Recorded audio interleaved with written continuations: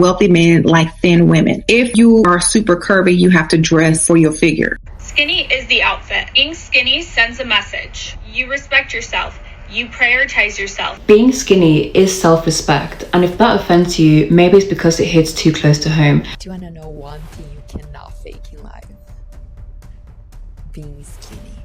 You can't fake it. Motivation today, I'm going to be the one to give it to you. Pretend you're getting married. Yes, even if you're single, especially if you're single. Putting castor oil in your belly button is the stupidest thing I've ever heard. I don't know who SKINNYT0K is. Thank you so much. Half a kind bar for breakfast? No, be kind to yourself. Summer plan? You're not gonna look good this summer, baby. It's too late. The summer is in 2 months and some change. You're gonna be big this summer. You're big now, you're gonna be big this summer. But this summer is over. You're not looking good this summer.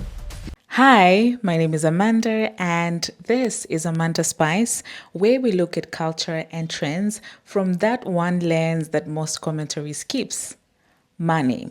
Because every trend, every aesthetic, and every personal failing that people get shamed for online has got a financial structure underneath it. Someone's paying, someone's profiting. And usually the people paying the highest price are the ones that are usually least equipped to afford it. That's what this channel is actually meant to do. We try to take the conversations that people are already having and follow the money through it.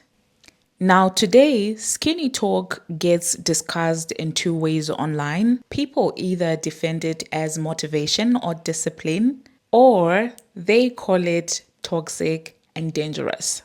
Being skinny is self-respect, and if that offends you, maybe it's because it hits too close to home. I used to weigh 107 kilos and I had excuses too. Every day, all I had was a new excuse. Oh, it's my genetics, I'm just built this way. It's because I ate this on the weekend. It's because I drank this on the weekend. Guys, A, B, C, D, E, F, G, all I had was freaking excuses. But if I'm being real, I simply wasn't respecting myself or respecting my body, okay? I did not eat good food. I chose to binge on junk food every single day. I literally used to eat sweets and chocolate as if it was the only source of joy in my life, which to be honest, at the time, it kind of was. I used to not go to the gym. I was literally just so stagnant in my life, and I took my health so unseriously. But now I choose to fuel myself with good food. I move my body every single day. I literally just respect myself enough to do shit for myself that is going to be good and healthy for me. Being skinny isn't everything, but you know what is? It's feeling in control of your own life. Guys, discipline is very, very important. Feeling in control of your life is very important. And honestly, I'm not saying that everyone needs to be skinny. That's not what I'm saying. But what I am saying is that I will never let myself lose control again. I will honestly never go back to the version of me who gave up hope on myself, the person that lost all control and had no self-respect. It's about self-respect and honoring myself and my body and keeping my promise to myself to never let myself go again. So you can call it toxic, but I just call it discipline. If you're bothered, maybe do some self-reflection, but this is honestly just my truth. Skinny is very trending right now on social media. I'm sure you've seen it. I'm sure you have felt it. Being skinny is the trend. It's kind of like back in the 90s and 2000s. And I just kind of want to open up the discussion because there's a massive difference between being skinny and being lean and being fit. And if you want to be skinny, I don't knock it. Like, you get to do what you want to do. You want to be skinny, you want to be skinny. But what I do want to talk about is the consequence for many females to achieve that certain level of skinny. When you focus on being fit, when you focus on being lean and healthy, it takes discipline, hard work, paying attention to how you feel your body, actively taking care of your body as far as exercise, weight training, being very disciplined and diligent in those areas. When you talk about skinny, it just means that you don't eat very much. I'm not saying it doesn't take any level of discipline, obviously controlling yourself around food. It does take discipline, but it's much different than achieving a fit body that you really have to work for versus just not eat for. But what I really want to talk about is the consequences of that. I have been very thin before. I didn't have a period. My gut health was in the trash. I had lower energy. And now with a little bit higher body fat percentage, I have great energy, amazing gut health, my skin, my hair, everything is so much better.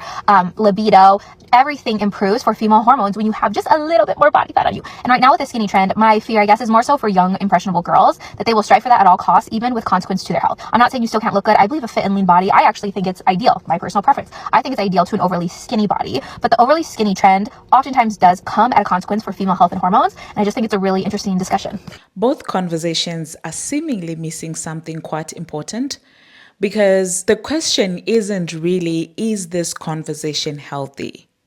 The question is, why is there so much demand for it? Why do millions of people want content built around thinness, control, and aesthetic optimization? Because let's be honest, guys, if you do go on TikTok, you will see many skinny talk videos with millions and millions of views. Trends do not appear out of nowhere, and beauty standards are almost never just about beauty. I want to look at this one through a different lens, not emotion, but money. Because once you follow the money, Skinny Talk stops looking like a beauty trend and starts looking more like a financial product. One with a subscription cost, a list of people who profit from it, and a return on investment that almost nobody calculates honestly. And if you follow me from any of my other channels, you know that conversations like this excite me because let's talk about the money. A little disclaimer before anything else. Yes, majority of this content is indeed harmful. Things I learned from Skinny Talk that turned me from this to this.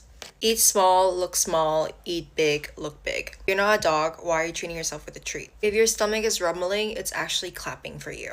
I saw this video of a girl and she was like, there's so much pressure to be skinny right now. I was thinking about it. I was born in 1990. And like, I feel like this younger generation, they don't know skinny pressure until they've lived through like the 2000s. I just got off of Skinny Talk. If you don't know what I'm talking about, keep scrolling because it is brutal. It's a mental battle over there, but I got 5 things to motivate me to go to the gym and I'm gonna share them with you. And you guys just let me know what y'all think about it because this is from Skinny Talk. Number 2, if you're hungry, go to bed and eat some sleep. Number 3, drink your water so you don't look like a dried up raisin. Number 4, food is good for 15 minutes, but then you stay big for 15 years. Number 5, they're already talking behind your back, don't make it bigger. Every time I want motivation to stay like fit and skinny, I hop over to Skinny Talk and they're so mean over there. I think they're just hungry, but they don't play over there. So all of them are staying in tip-top shape and I love Skinny Talk. I'm never probably gonna get off of it, so I'm gonna change and take my butt to go walk because every day you have to drink your water, mind your business. Extreme restrictions, shame-based motivation, language around food that normalizes extreme patterns. Algorithms reward intensity and repetition, so of course, these spaces truly escalate fast, especially for younger audiences. And this video is not a defense of that in any way. I just had to put it out there. But these influencers are toxic is where most conversations stop. And that's the easy ending. It blames the individuals and skips the system that made the individual profitable in the first place. Content creators make what audiences reward. Skinny Talk exists because there is enormous demand for what it represents. Not just physically, but socially and economically. And once you understand what thinness is actually signaling, the financial logic underneath becomes impossible to ignore. Beauty standards have always tracked class, and the body was never just a body. It communicates. In times of scarcity, a larger body signaled wealth. Abundance was rare, so abundance became attractive. Many African cultures, including that of my own, the more fat a woman has on her body, the more beautiful she is and the more valuable she is socially. The idea is the more fat that a woman has on her body, the more fertile she is, healthy, and wealthy, because back in the day, the ones who had the most nutrients, had the most resources, and were likely able to carry as many children as possible. Modern society flipped all of that. Now, thinness signals control, specifically the ability to control yourself in an environment built around excess. Skinny is the outfit. Being skinny sends a message. You respect yourself. You prioritize yourself. You don't put yourself last. It's not just hot, it's high value because skinny cannot be bought. You can't swipe your card. There's no add to cart for self-discipline. You look expensive because you are expensive. You've got standards and they show. Anyone can go and buy a designer bag, but not everyone can walk into a room looking like the bag. And the modern version of that ideal isn't just thin. It is Pilates thin, wellness thin, clean girl thin, old money thin. It comes bundled with expensive activewear, the Lululemon, that aloe, organic groceries, minimalist apartments, slow mornings, supplements, skincare. This isn't a beauty standard anymore. It is a lifestyle package, and it is a package priced for upper middle class spending power. Thinness online functions as economic signaling. Nobody designed it that way on purpose, but culturally, that's exactly what it became. On to the most important part, who actually gets paid. Now, this is the part that most takes on Skinny Talk skip entirely. Who profits? Because this content does not exist in a vacuum. It exists inside a capitalistic ecosystem made up of supplement brands, fitness apps, meal tracking subscriptions, and fitness programs. Now, the creators themselves are often running affiliate links underneath the same video that is telling you that you need to change, that your body is too big, that you need to be thin, that you need to eat air. So ask yourself this seemingly obvious question: who benefits when you feel like your body is something to be changed? When you feel like your body is a problem to be solved? Well, not you. The audience isn't the customer in this situation. The audience is the product. Your body is the product. Your insecurity is the thing that is being monetized, packaged, and sold back to you as a solution. That is not a conspiracy. It's just how the incentive structure works. A creator who makes you feel resolved and satisfied has no reason to keep you watching. However, a creator who keeps the goal just out of reach keeps you subscribed, tracking, buying, and coming back. Let's talk about how tea transformed my body. This past summer, I got married and I really wanted to focus on reducing my inflammation, my bloating, as well as a bit of weight loss. So I started doing some research and I started taking green tea every single morning and then peppermint tea at night. So I take 2 teas a day and I truly do find it's made a huge difference. I feel like okay, holy crap, girl. That's insane. But this apple cider vinegar tea is the truth, y'all. I'm telling you, if you struggle with cravings, this is it. It does it for me. I've been drinking it every day. Sugar cravings are almost diminished. It's crazy how it works. But it's also good for so many other benefits, like your blood sugar, your skin, how you smell. Mate, there's no such thing as a slimming tea. That is just marketing. But stay with me. If you're on a weight loss journey or you're gonna start your fitness journey next year, please, a lot of people DM me, oh, what tea do I use? I don't use tea to burn fat. Teas should be a tea that's supposed to be marketed in the wellness space in terms of weight loss. In my opinion, and what I know to be fact, is that it should either increase your metabolism or it should improve your digestion. So there's no way that you can eat the way you eat, drink the tea, don't exercise, and then expect that tea to supposedly burn your fat. There's no such thing. Okay guys, I lost 30 pounds 2.5 years ago. And ever since then, I have been the most stringent, strict, routine person when it comes to taking my supplements. I do not miss a day. I do not miss a day. I can say that since the moment I started this, I will take my supplements every day because they changed my life. Now, I do powders that I prep at night for the morning, so I just add my liquids to it, and then I have my actual like pill capsules, and then I have packets of quite a few things. But I'm gonna show you my powders today because I'm not gonna overwhelm everybody with it. This is just what has worked for me. I did get blood work done, so I kind of could see where my levels were at. I don't know how necessary it was, but yeah, okay, let me show you what I prep. Down. You can even see it and we're 10 pounds down. You can even see it in my face compared to the video that I recorded. It's been a month since I started taking this supplement, and it's been a month since I started recording about this supplement. Let's talk about what this actually costs. not as one purchase, but as a recurring monthly expense. Just the same way you would look at rent or a subscription.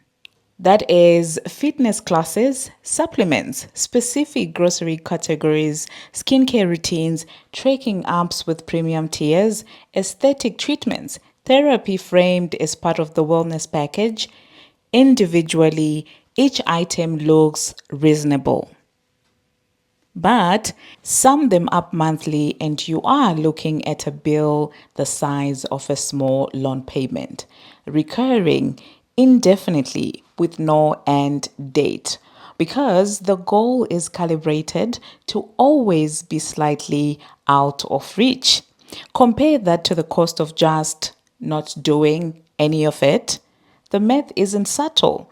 This is one of the most expensive subscriptions that most people have without ever naming it as a subscription. And subscriptions are exactly the right word, because there is no version of this where you pay once and you're done. The body has to be maintained the way a car has to be maintained. The maintenance is the business model. And don't get it twisted. You can't just join any cheap gym. You have to go to the premium ones because, you gotta pay for the look. You get it.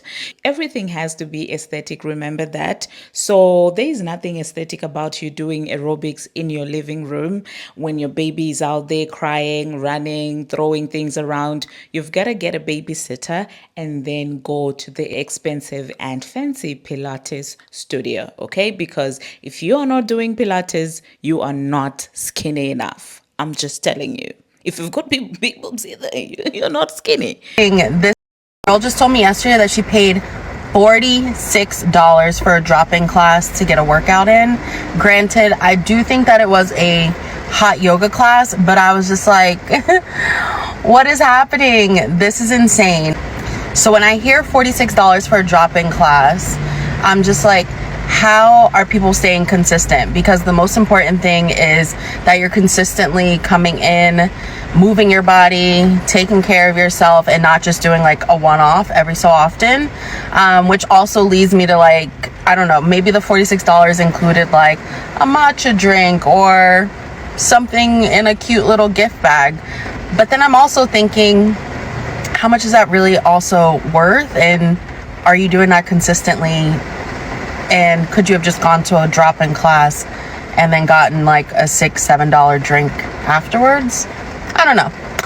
Anyways, just wanted to let you all know, because I'm here based in the DC area. Are people who own Pilates studios okay?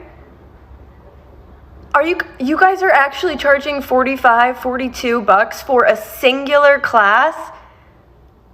I don't want any comments either, like if you're broke, just say that. Like there's a difference between spending money on yourself versus spending frivolous amounts of money. $42 a class? Like no way. Are you paying $42 for an hour that's not even private coaching? No. I love Pilates. I think it's a great workout. I'm like, let me get back into it. I'm gonna look at a few different studios. There is one studio that charges like $45 for a drop-in class, which is crazy. But then when you join the membership, the classes become like $15 to $17. Okay, fine. I don't think that's too much. I can live with that. I looked at another studio. When you buy the membership, it is like $35 a class to $38 a class. Let me show you the prices. This is gross. Okay, so you have $42 for a drop-in class. And if you don't get there within 6 months, it expires. You're not getting your $42 back. Wild. $200 for 5 classes. So if I sign up for 5 classes, I get a $2 discount on the classes. Sick. And if I buy 10 classes, I pay the low price of $38 a class. But then if you look at the bottom, they literally want $720 for 20 classes. That's $36 a class. Now for the worst part. If you want to get a membership for $140 a month, you can come to the studio 4 times. Now, mind you, right? You buy a membership for a month and they only bought like 8 reformers, okay? Because that's all they could buy. And they all fill up. So you have to now take your schedule, move it around, try to get into a class. If you miss one, let's say you can only get into 3 classes a month. Now you just paid $140 for 3 classes a month. So let me get this straight.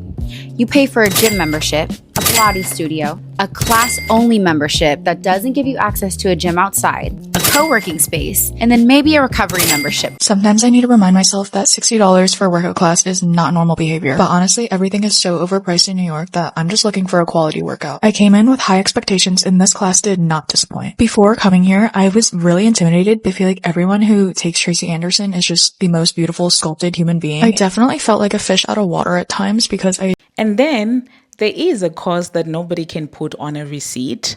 That's the part that's harder to see than money. Time, meal prep, workout consistency, tracking, research, appointment, sleep optimization, routine maintenance. Time is not free. Every hour spent maintaining this lifestyle is an hour spent not doing something else. We used to call it something in management accounting, opportunity cost. You could have been building a skill, doing freelance work, applying for a better job, investing, resting in a way that actually restores you instead of optimizing you. That's the opportunity cost that I'm talking about. And it rarely gets counted because it doesn't show up on a bank statement, but it's just as real as money leaving your account.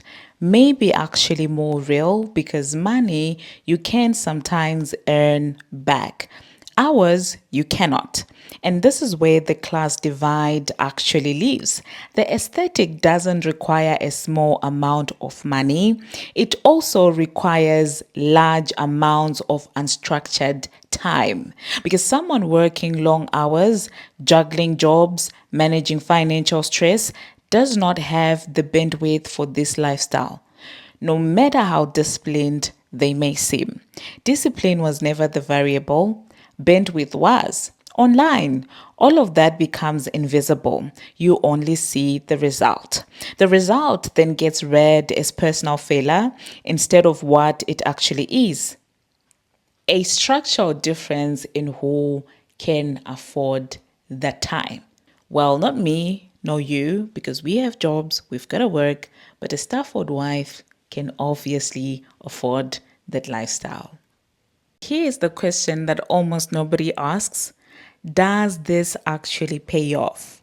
Because the premise is that looking a certain kind of way is actually an investment. They're saying that. The girlies are saying that on TikTok. They see it as an investment in terms of dating, career, even in social mobility. Climbing up that social ladder, that's the implicit promise underneath all of it. But is it worth treating it like an actual investment? Because investments are evaluated on actual return, not on how good the pitch sounds. What's the actual measurable return on this specific spending and this specific time allocation? For most people, it's vague at best. A feeling of being more put together, sometimes some social approval, rarely anything you could point to as concrete mobility, a job, a relationship, a financial outcome that wouldn't have happened otherwise. Compare that to an actual alternative use of the same money and that same time, paying down debt, building savings, learning a skill with a known market value. Those have a measurable return. This mostly doesn't. That doesn't mean the lifestyle is irrational for everyone. For some people, the social and psychological payoff is real and worth it to them, but it doesn't necessarily mean it should be evaluated the way you would evaluate any expensive recurring investment. Not treated as a moral obligation that you've somehow failed if you opt out of. Your body is an honest reflection of your choices, and I know that that's not the easiest thing to hear, yet it is the brutal truth. And let me be very clear. I am not talking about obsessing over being a smaller version of yourself. There is a very big difference between chasing a smaller number on the scale and building a body that reflects strength, confidence, and the high standards that you have set for yourself. Losing weight is going to solve all your problems, and if it doesn't, it's going to give you the energy to solve them. Oh my god, I'm so tired, lose weight. Oh my god, I'm so broke, lose weight. If you ever want another reason to get skinny, I wear sweatpants now, and they're baggy. They're baggy. They're exactly how I want them to look. And I wear kind of like a crop top-ish top with the sweatpants, and I'm not conscious. I'm not self-conscious over it. Amazing.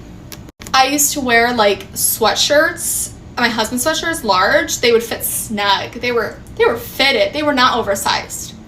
The best thing about getting skinny is now I can wear oversized jeans, sweatpants, cargo pants, you name it. And then you can wear a cute little top like this. See me baggy and tight on the top. It's fun. Something I'm struggling with since losing close to 100 pounds this past year is I always felt invisible when I was overweight. Like, no one noticed me, no one would make eye contact with me. I feel like I also struggled making eye contact with people. I didn't want to be looked at. I just didn't like the way I looked and didn't want people to see that. And this right here is also where Skinny Talk overlaps with some topics that we have discussed on this channel: the old money aesthetics, the soft life, the high value woman content. These are all adjacent trends. They all share the same underlying financial logic that desirability is the path to being financially taken care of by somebody else. So of course, you're gonna invest in the skinniness, not for yourself, but for the aesthetic of it, so that you can attract. It's worth naming that plainly as a financial strategy, because that's exactly what it is. As a financial strategy, it is actually a risky one. It builds zero independent wealth. It creates total economic dependence on another person's continued goodwill. And it leaves you with no safety net if that relationship ends. No savings built in your own name, no independent income history, nothing. The emotional language around it is relief, stability, ease. The financial reality underneath it is a single point of failure. A body can be a lot of things, but it is not a retirement plan and could never be. Wealthy men like thin women. If you are super curvy, you have to dress for your figure. Rich men like skinny women. What is this quote that I keep seeing all over TikTok? Rich men like skinny women. Rich men, like most men, will go for whatever they like, whatever their type is, whatever they deem to be attractive. I hate using the phrase rich people and rich men because it sounds so trashy, but I've met several wealthy men and wealthy couples during my time on this planet, and what I can tell you is that they don't just go for skinny women, they go for whatever their type is. I've seen wealthy men with skinny, slim supermodels. Naturally, it's a graceful, elegant look when you have that supermodel figure and you're super lean. It's beautiful. Naturally, there are going to be some people that are drawn to that. I've also seen wealthy men go for women that have lean Pilates muscles. I've also seen men go for girls with that more gym bunny type of look. Seen men go for tall women, short women, women with curves, women without curves, women with a bit more going on in the chest area, women with a bit more of a booty, curvy women, voluptuous women. I've seen so many wealthy men go for a variety of types. Everyone has their own type. One thing I do think is consistent is that these rich people, again, I feel so trashy saying that, I'm going to switch it to high value. High value men go for other high value women. What makes you high value? Discipline. I 100% believe that if you are disciplined, if you treat your body well, you don't treat it like a bin, you don't shovel in food just because it's there, you move your body correctly, you treat your body well, you treat yourself well, you treat yourself with discipline, you are high value, and high value people go for other high value people. I'm not saying being rich and being high value are the same thing, by the way, far from it, but there's definitely a correlation. But high value individuals will go for other high value individuals. High value people attract high value people, and they are attracted to high value people. If you are disciplined, you will look the best possible way for your body type. It doesn't matter what you're born with, what build up you naturally have. If you treat your body with discipline, you will look like a 10 out of 10 regardless of your more natural shape. I have seen so many beautiful women out there, and what they all have in common isn't their body shape. That's not what makes them beautiful. It's how they treat their body regardless of that shape. I feel like we need to normalize not glorifying one specific shape, but normalize being the best possible look and as disciplined as possible for that shape or for that natural type. That's what makes you high value. Discipline, not the natural shape that you're born with, but how you bring that shape to life, how you treat that natural shape that you have. My favorite thing to be is skinny. Why wouldn't it be? It's the only thing women have learned from the media, fashion, and the wellness industry that profits off of our insecurity. I'm not here to say that you should be one size or another. I am 5'2", and there's a certain size and weight that I feel most comfortable, that allows me to be active and do the things that I want to do. The criticism here is that you're not saying the whole story. Why? Why is your favorite thing to be is skinny? Where does that belief come from, and who does it serve the most? We need to understand this, that going against the grain, going against what the patriarchy and what capitalism and what the advertising industry has told us since the day we were born takes a great amount of courage, consciousness, of self-awareness. The issue with something like this, it reduces identity, and it only supports current systems of oppression that already exist. And we ask ourselves why kids are the way they are, why they vote the way they do. They're not like us when we were that age. Are we being the best role models? That's also a question that we should invite into the conversation. So yes, skinny talk can absolutely be harmful, and that part of the conversation is very legitimate. But these influencers are toxic was never the full story. The fuller story is an industry that profits from insecurity, a lifestyle priced like a rent payment, a time cost that never gets accounted for, a return on investment that is far shakier than the aesthetic promised. Skinny talk didn't invent society's obsession with thinness. It reflects it, and then it monetizes it. So maybe the real question isn't why is skinny talk toxic? It is actually who is getting paid each time you feel like your body is a problem that has to be resolved. That question goes further than any one application. I'm Amanda. Thank you very much for watching. Do not forget to subscribe, and thank you for taking me to 3,000 subscribers. I post videos every single Saturday. See you in my next one next week. Ciao, ciao. Do you want to know one thing you cannot fake in life? Being skinny. You can't fake it. Or you are or you're not. You can fake wealth, you can fake confidence, but you cannot fake being skinny. Whenever people mention skinny talk in this room, I'm really confused. That means you need to spend more time in here. If I sound like skinny talk, you're not listening at all. Skinny talk is literally not eating. It's just not eating. That's it. That's the premise. Don't eat. When you come into this room, it's never that. It's the opposite. It's how much food can you eat every single day. I think the way that Americans eat is so extreme because you're in between two extremes. You're in between full-on binge content, right? Eating a Chipotle bowl in 7 bites. Try every new crumble cookie with me. 305, you already know. Try every single crumble cookie with me. Come on a day with binge eating. What I eat in a full day as a person who's obese. Like you have that content, right? Mukbangs and all that crap. Then on the opposite side, you have skinny talk. The girls who said don't eat. Just zero, zilch, nada. And then my content is in the middle because obviously you know from my content, I'm saying I'm not on the big side of TikTok, right? I'm not telling you to eat a lot. But when I say, hey, eat at maintenance, eat what you burn, eat how many calories your body burns, to an untrained ear, it almost sounds like don't eat. But that's how extreme America is right now. There is a middle. Big talk is talking about eating in a surplus. Skinny talk is talking about eating in a deficit. I'm talking about eating at maintenance. That is literally the middle. So if it sounds like skinny talk, we got to do more. You know, I have to figure out how to kind of grab you a little bit closer so you can understand this messaging a little bit more. Skinny talk is disgusting. They're not eating. I eat 3,000 calories a day. I eat fresh tacos, hamburgers, and ice cream. I eat whatever I want in the world. Those girls are starving. Like, how does this sound like that? You know? But we'll figure it out.